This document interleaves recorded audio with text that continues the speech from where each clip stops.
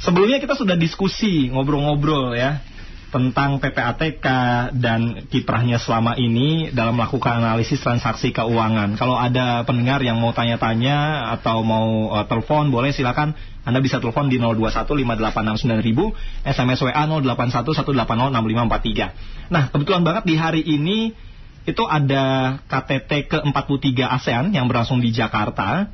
Sebetulnya tidak secara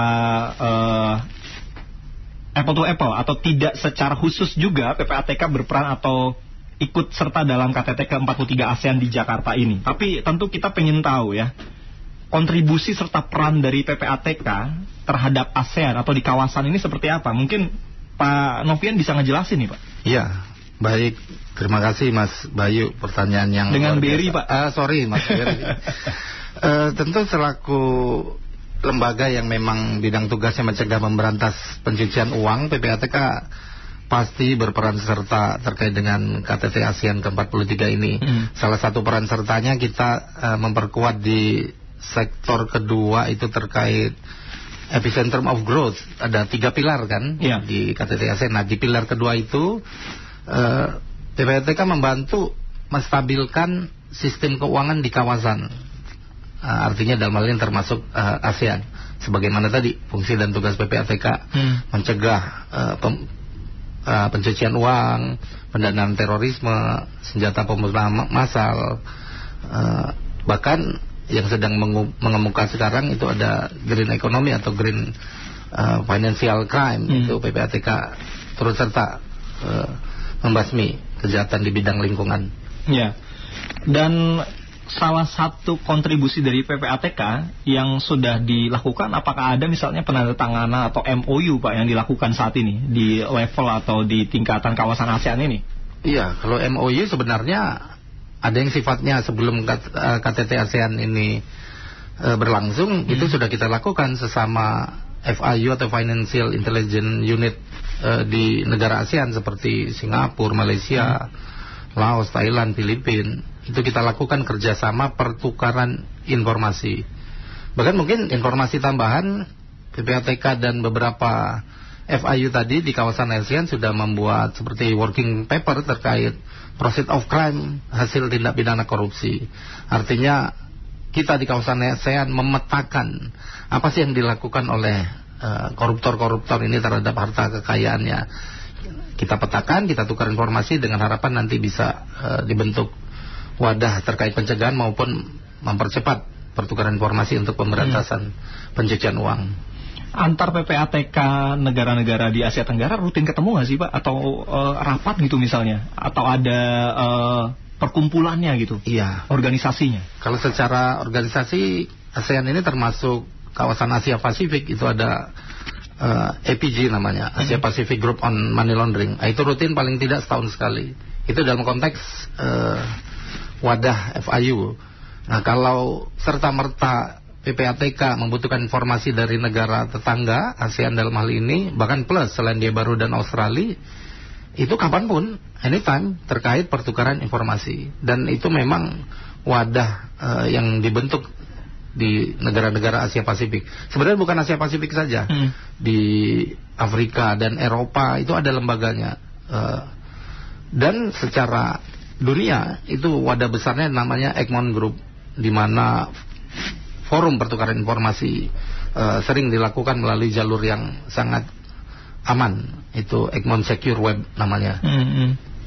Nah, kalau sekarang ini langkah konkret atau real kerjasama yang pernah dilakukan oleh PPATK Indonesia ya dengan PPATK negara-negara lain apa tuh Pak? Yang kasusnya sudah terjadi dan ini sudah inkrah gitu misalnya, bentuk kerjasamanya seperti apa? Iya, kasus-kasus yang berlatar belakang pencucian uang tentu banyak. Misalkan kasus korupsi, misalkan juga kasus terkait narkotika. Itu banyak sekali kerjasama dengan negara tetangga terkait pertukaran informasi. Dikemanakan uang tersebut? Kebanyakan kemana tuh Pak? Ya, Singapura kebanyakan. Ada beberapa, kalau lebih banyak statistiknya di kawasan Asia itu, Asia ya, bukan ASEAN, itu bisa ke Hong Kong, China, bukan terbanyak ya, yang lebih banyak. Seperti itu. Itu lebih aman di sana atau gimana sih Pak? Ya, prinsipnya bukan aman tidak aman, karena negara-negara tersebut sebenarnya menjalankan prinsip yang sama. Oke. Terkait anti pencucian uang. Tapi prinsip pelaku ini dia tidak mau uangnya dekat-dekat dengan dirinya. Transaksinya, menyimpan uangnya, dia pengen sejauh mungkin. Bahkan dia tidak tampak di dalam transaksi itu. Maka itu dia perlu memindahkan sejauh mungkin uangnya tadi ya, uangnya. apalagi dari hasil kejahatan. Iya. Dan untungnya PPATK Indonesia tadi kita sudah kerjasama ke beberapa negara tadi sehingga memudahkan untuk tracing gitu ya. Iya. Oke. Nah, untuk pendengar yang punya pertanyaan mau telepon silakan, Anda bisa telepon di 0215869000, SMS WA 0811806543. Ini saya baru baca nih sebuah artikel.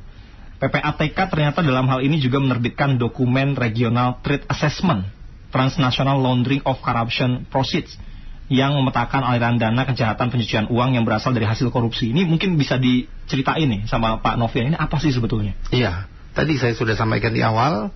Jadi dokumen pemetaan itu bisa dua hal yang dilakukan, baik sifatnya pencegahan maupun pemberantasan.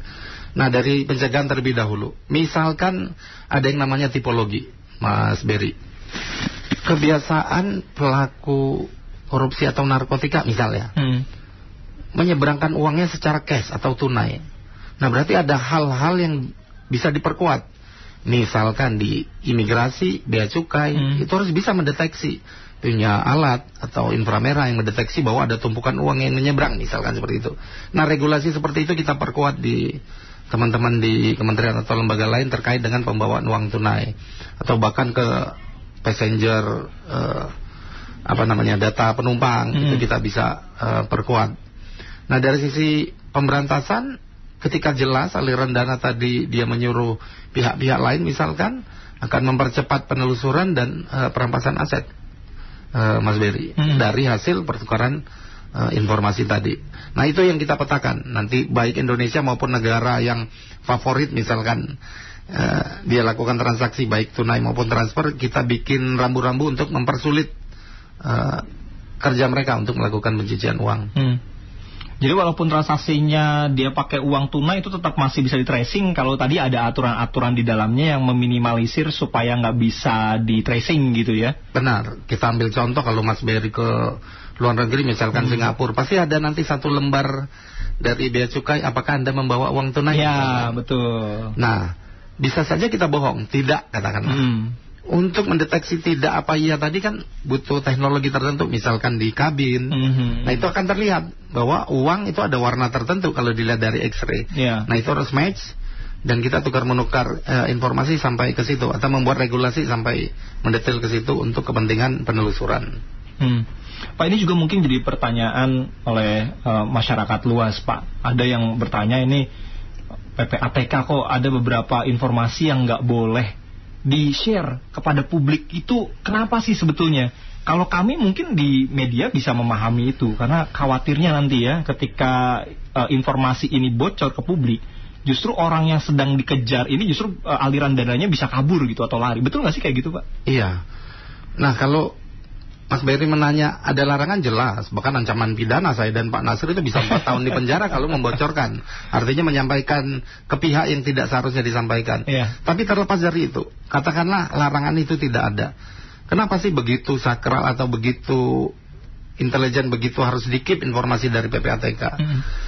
Ketika informasi dari PPATK itu sampai ke publik atau masyarakat atau bahkan terindikasi pelaku, itu bisa saling menyakiti antar mereka atas informasi tersebut karena pencemaran nama baik misalkan dan lain-lain.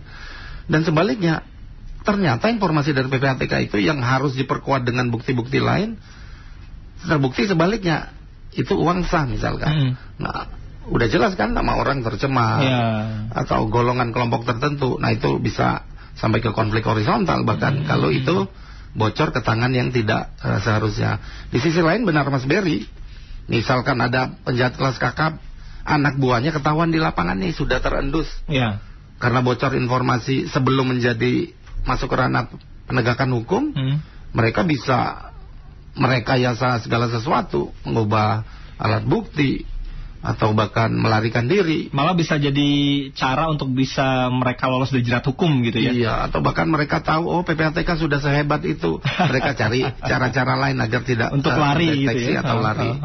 Nah itu falsafahnya. Oke. Nah ini pendengar, saya sebetulnya gatel pengen nanyain beberapa kasus ya. Tapi saya harus menjaga juga karena ada beberapa informasi-informasi yang memang tidak bisa dibuka ke publik, yang sifatnya itu rahasia intelijen atau hanya bisa diberikan kepada penegak hukum. Betul kayak gitu ya? Iya. Pak Nasir juga betul ya? Ya.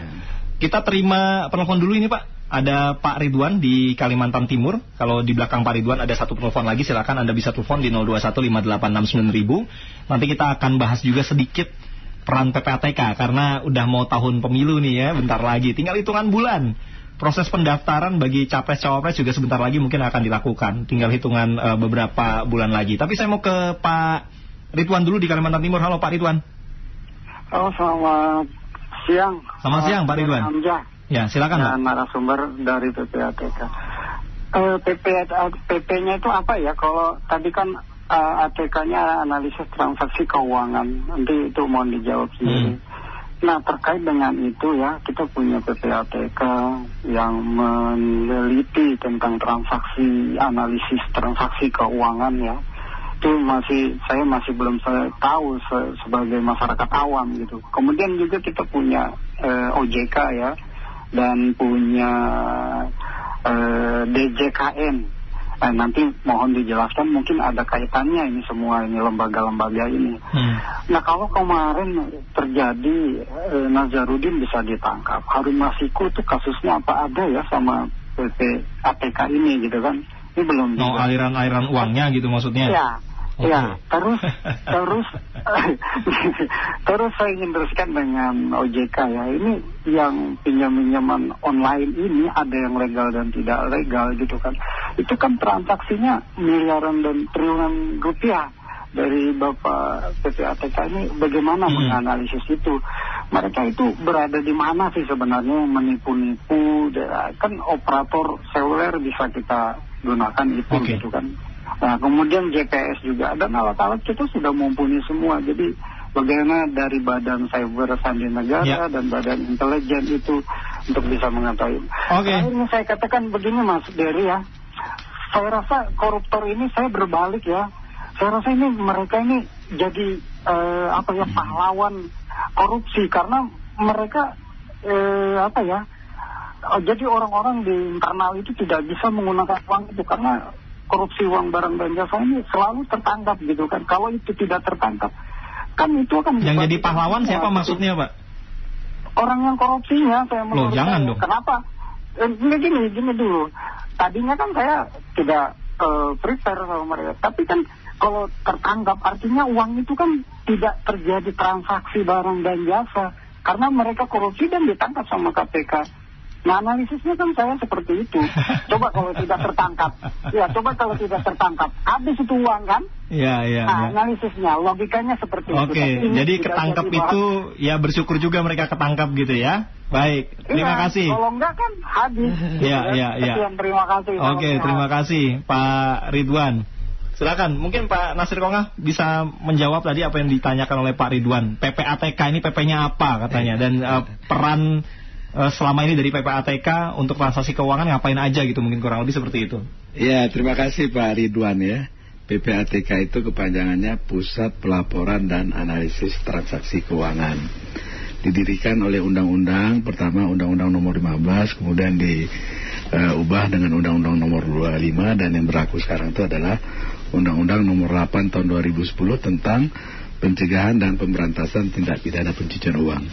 Jadi Pak Ridwan, ada 3 tugas utama dari PPATK. Pertama adalah menerima laporan transaksi keuangan mencurigakan. Laporan itu disampaikan oleh penyedia jasa keuangan seperti bank, insuran, pasar modal, money remittance, dan yang lain ya. Lalu kedua ada penyedia barang dan jasa. Penyedia barang dan jasa ini ada properti, agen properti, dealer mobil. Jadi kalau Mas Berry beli mobil Alphard, itu dealernya langsung lapor kepada PPATK itu. Karena transaksinya di atas 500 juta. Setiap transaksi di atas 500 juta itu langsung otomatis dilaporkan gitu ya? Iya, oleh penyedia barang dan jasa. Tadi kalau penyedia barang dan jasa itu kan laporan yang disampaikan adalah laporan transaksi keuangan mencurigakan. Salah satu indikator laporan transaksi keuangan mencurigakan itu adalah di luar dari profil nasabah. Pak Ridwan nih profilnya misalnya pengusaha sawit di Kalimantan, punya 10 hektar. Atau Pak Novian, ASN, Pak Nasir Kongah gitu. Iya, saya punya profil antara 50 sampai 70 juta per bulan misalnya. Ya, pendapatan gaji dari ASN, pengajar misalnya. Ya, seperti itu. Nah, suatu ketika Pak Ridwan, itu saya yang profil sebagai PNS tadi menerima aliran dana 10 miliar. Itu kan di luar dari profil saya kan? Yeah. Maka bank menyampaikan laporan transaksi keuangan mencurigakan kepada PPATK. PPATK analisis. Oh, kan di tiap transaksi kan juga harus dijelaskan dari mana. Nah, ternyata yang 10 miliar itu saya baru mendapatkan warisan dari ayah saya yang sudah meninggal gitu kan. Karena ayah saya kan kaya gitu ya. Amin. Gak ada masalah Bang Ferry. Tapi suatu ketika yang 10 miliar itu ternyata itu dialiri dari pengedar narkoba. Maka saya terindikasi ikut terkait dari perdagangan narkoba tadi. Nah, hasil analisis PPATK itu disampaikanlah kepada penyidik. Penyidiklah karena mereka yang punya kewenangan di dalam melakukan penyelidikan dan penyidikan ya. Sementara PPATK nggak punya kewenangan itu. Nah, tadi kembali ke 10 miliar tadi bahwa saya teraliri oleh aliran jaringan narkoba tadi ya. Kayak saya ada indikasi kan. Hasil analisis PPATK itu kalau nggak dikasih ke BNN, ke polisi lah. Mereka lah yang menyelidiki, menindaklanjuti proses hukumnya ya. Iya, seperti itu. Kemudian pihak pelapor tadi yang satu lagi adalah profesi pengacara, kemudian notaris, penasihat keuangan dan lain-lain. Itu juga wajib menyampaikan laporan kepada PPATK. Dari laporan-laporan tadi itu dianalisis oleh PPATK, hasilnya disampaikan kepada penyidik. Penyidik oleh undang-undang itu diatur ada 6 ya. PK, polisi, jaksa, BNN, Bea Cukai dan Pajak. Lalu ada keputusan Mahkamah Konstitusi ya. Setiap PPNS juga dapat menyidik tindak pidana asal maupun tindak pidana pencucian uang. Seperti itu, Mas Ferry. Ini soal aliran uang, misalkan transaksi pinjaman online yang ilegal dan lain sebagainya, apakah ini juga bisa di tracing dari PPATK? Tadi juga kurang lebih ada pertanyaan seperti itu dari Pak Ridwan. Oh iya, ini juga luar biasa nih Mas Ferry, Pak Ridwan, angkanya ya. Dari 2017 sampai 2022 terakhir kemarin itu ada 190 triliun. Kalau sampai sekarang itu 200 triliun lebih. Wah. Akumulasi dari judi online maupun juga judi online tadi maksudnya. Judi konservatif ya. Angka yang saya sebutkan ini pertambahan judi online dan dari gabungan keduanya berarti ya. Iya. Itu sekarang itu lebih dari 200 triliun. Nah, ini yang luar biasanya dari hasil yang kita lihat itu yang turut serta di dalam judi online itu dari mulai pelajar, mahasiswa, ibu rumah tangga, petani, bahkan juga aparat juga ikut bermain juga di situ. Ngeri-ngeri sedap ya. Iya, gitu Suri. Oke, ini juga jadi pertanyaan publik Pak, baik untuk Pak Novian maupun Pak Nasir ya. Kalau tadi kita sering mendengar pelaku kejahatan pencucian uang melibatkan orang-orang dekat.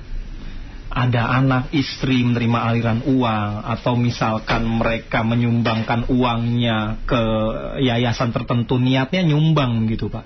Apakah ini artinya kita keluarga, anak, istri, atau bahkan tukang kebun, siapapun itu ya, yang dipergunakan oleh si pelaku kejahatan, kita harus lebih hati-hati sebetulnya untuk bertanya. Jangan asal nerima uangnya aja enak gitu Pak. Nah, yang namanya nerima uang berapapun itu kalau dikasih atau kita diberi imbalan itu kan enak-enak aja, tapi ada konsekuensi hukum di baliknya. Gimana sebetulnya Pak Novian? Iya. Terima kasih Mas Ferry. Jadi benar itu. Kita selaku hidup bermasyarakat sehari-hari. Atau saya ambil contoh saja. PPATK punya kegiatan PPATK mengajar. Itu ke seluruh pelajar di level SMA, antara kelas 2, kelas 3 SMA. Kenapa? PPATK berharap mereka jadi duta nanti di rumah atau di orang sekitarnya. Misalkan tadi bapaknya ASN lah, lebih gampang. Kok tiba-tiba terima uang banyak dalam bentuk cash. Nah, dia akan nanti orang yang pertama tanya, dari mana ibu, daripada bapak, uang kontrol ini. Jadinya ada kontrol. Atau kalau si pelajar tadi sering membicarakan apa yang dia dapat pengetahuan terkait anti pencucian uang, paling tidak orang tuanya akan berpikir nanti anak saya tahu dan seterusnya. Harapan kita seperti itu. Benar.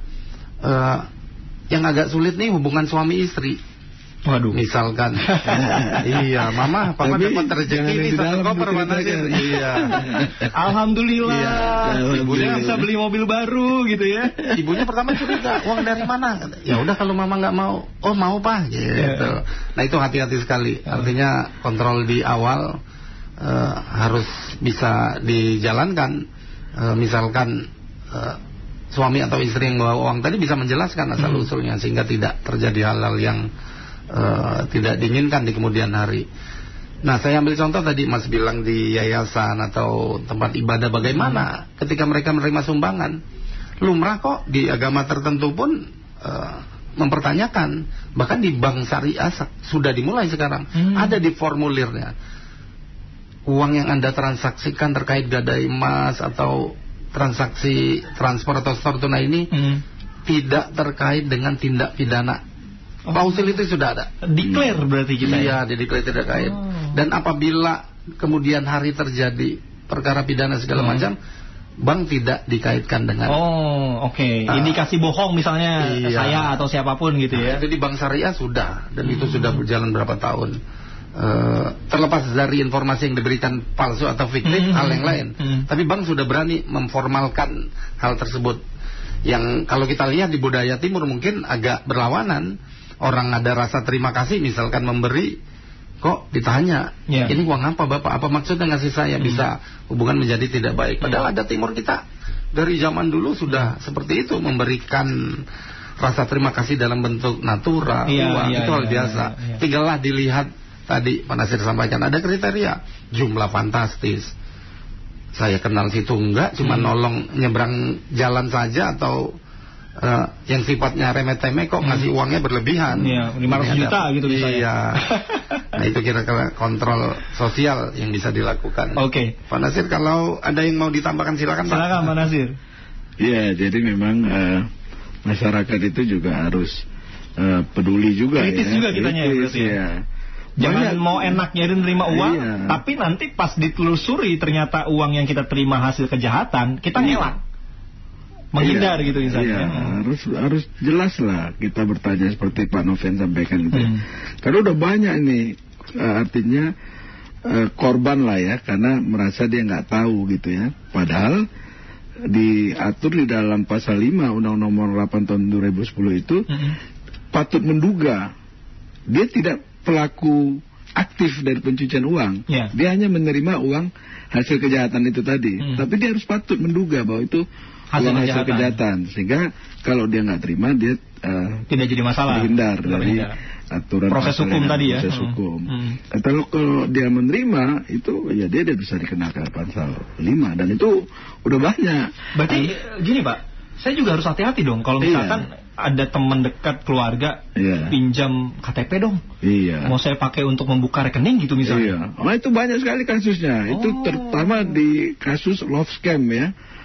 Love scam itu jadi dia pacaran sama bule sama apa, kemudian di ATM dan kartu buku tabungannya itu diambil atas nama pasangannya. Iya, lalu si bule ini melakukan kejahatan, narkoba dan lain-lain.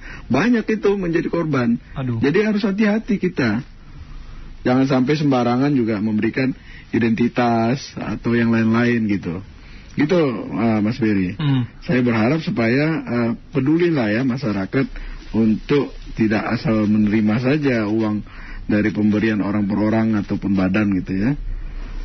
Mudah-mudahan ini bisa dipahami dan dimengerti oleh semua lapisan masyarakat. Dan untuk Anda yang sudah menerima atau mendapatkan informasi ini ya dari Pak Nasir ataupun Pak Novian, sebarluaskan supaya jangan sampai nanti kita dimanfaatkan oleh orang-orang atau pelaku kejahatan. Jangan sampai nanti kita repot di kemudian hari. Nah, ini ada pertanyaan juga dari WA Pak Sony. Dari Pak Sony di Bandung, untuk Pak Novian maupun Pak Nasir, apa langkah yang harus kita lakukan sebagai masyarakat agar transaksi keuangan kita ini di Indonesia itu jauh lebih baik, tidak dipergunakan oleh orang-orang yang tidak bertanggung jawab, yang pada akhirnya membuat kita berurusan dengan hukum gitu, Pak? Ya, banyak hal sebenarnya. Tapi kita ambil contoh yang paling dekat saja. Tadi Mas Berry sudah angkat, jangan hati-hati dengan KTP, karena KTP bisa digunakan segala macam, misalkan membuka rekening, atau hati-hati ketika rekening kita dipinjam oleh pihak tertentu yang dalam arti kita tidak terlalu kenal atau kenal sekalipun, hati-hati. Karena bisa saja ketika dia pinjam ternyata dia sudah janji dengan pihak lain dan ternyata transaksi yang dilakukan adalah transaksi hasil kejahatan, dan kita bisa terlibat secara tidak langsung tadi yang Pak Nasir sampaikan. Secara pasif itu ya? Iya. Itu hati-hati. Kemudian love scam itu sudah mulai marak. Jadi hubungan melalui daring terkait pria dan wanita memadu cinta kasih, padahal dibalik itu semua nanti ujung-ujungnya dia ngajak investasi atau bahkan memancing si pasangan untuk menyetorkan sejumlah uang tertentu dengan alasan macam-macam untuk persiapan pernikahan dan seterusnya. Itu bisa ratusan juta. TKI kita sering kena, atau bahkan pejabat di Indonesia sudah ada kasusnya yang kena. Dia bisa video call padahal itu bukan orang sesungguhnya di video call itu. Teknologi sudah sedemikian canggih. Nanti di penghujung dia ngajak investasi, dipancing, pertama berhasil misalkan puluhan juta, bisa dapat untung 50% dari itu, kembali 15 juta misalkan, dan seterusnya. Nanti pada saat angkanya besar ditipu dia benar. Nah itu hati-hati. Oke. Nah ini nggak kalah seru. Ini mungkin sebagai penutup ngobrolan saya dengan Pak Nasir dan juga Pak Novian, ngomongin tentang tahun politik, pemilu. PPATK harus punya peran juga nih Pak. Di tahun politik ini apa yang dilakukan oleh PPATK atau mendukung pelaksanaan pemilu di 2024 nanti, Pak? Iya. Gimana Pak Novian? Kalau program PPATK terkait pemilu jelas, PPATK mendukung pemilu yang bersih. Itu kemarin disampaikan di RDP kita di rapat dengar pendapat dengan DPR dengan Komisi 3. Nah, apa sih mendukung pemilu yang bersih? Itu. Kalau sesuai tugas pokok dan fungsi, jelas ya, siapapun, pribadi, perusahaan, partai politik atau LSM, organisasi tertentu misalkan, PPATK bisa melihat transaksi yang dilakukan. Nah, sekarang kita perkecil konteksnya. Kalau kontestan pemilu, paslon atau bakal calon caleg gitu juga ya? Caleg itu punya rekening penyimpanan dana RKDK, rekening dana kampanye. Nah itu PPATK melakukan kerjasama dengan Bawaslu, KPU, siapa nama paslon, siapa pengurus partai dan seterusnya, nanti akan terlihat manakala ada transaksi yang terjadi itu kapan, dari siapa, kemana, berapa, akan pasti terlihat. Dan Bawaslu, KPU pun sudah ada MOU khusus terkait dengan pemilu atau pilkada itu. Sudah sesiap itu ketentuan dan persiapan yang dilakukan PPATK. Prinsipnya kita ingin supaya mendapatkan para pemimpin kita ya, Mas Berry, pemimpin yang bersih ya. Betul. Nah, dari kewenangan yang kita miliki itu kita akan gunakan seoptimal mungkin untuk dapat berjalannya pemilu ini secara jujur ya, dan mendapatkan para pemimpin kita yang bersih dan punya semangat yang kuat ya untuk membangun negara ini menjadi lebih baik dan lebih baik lagi. Amin, mudah-mudahan. Dan tentunya bukan hanya dukungan dari PPATK, tapi juga seluruh masyarakat di Indonesia ya. Iya, pastinya begitu. Jadi Pak Nasir, Pak Novian, terima kasih loh untuk ngobrolnya di hari ini. Terima kasih juga sudah main-main ke El Sinta ya. Kita sudah ngobrol dan tadi menjawab beberapa pertanyaan dari para pendengar. Mudah-mudahan nanti kita bisa ngobrol-ngobrol lagi. Senang rasanya bisa tatap muka secara langsung, tidak hanya via telepon ya, seperti biasanya gitu ya. Pak Nasir dan juga Pak Novian. Sukses terus untuk PPATK. Salam Pak untuk Pak Ivan. Mudah-mudahan bisa main-main juga kayak Sinta nanti ya. Nanti kita ajak lagi. Oke. Terima kasih pemirsa Sinta dan pemirsa. Sehat semua. Amin. Terima kasih juga untuk Anda pendengar dan netizen. Demikian tadi obrolan saya dengan Pak Muhammad Novian, Kepala Biro Umum dan Humas PPATK, serta Pak Nasir Kongah, Koordinator Humas PPATK. Kita ketemu lagi nanti dalam Talk Highlight di kesempatan berikutnya. Sampai jumpa.